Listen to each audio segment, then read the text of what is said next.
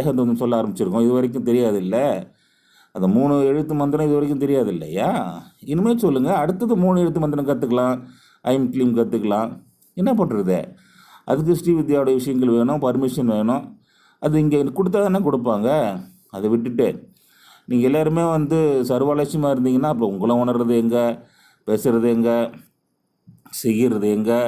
நம்ம எல்லாமே தெரிஞ்சுக்கிட்டு நம்ம உணர்ந்துக்கிட்டு நம்மளுக்குள்ள கஷ்டங்கள்லாம் விட்டு வெளில வர்றது அப்போது போ பழகி போச்சு போ, இது தானே கஷ்டங்கள் பழகி போச்சு, இப்படியே இருந்துடலாம் அப்படின்னு தான் இது வரைக்கும் இருந்துக்கிட்டு இருக்கீங்க அத்தனை பேருமே இல்லைங்களா?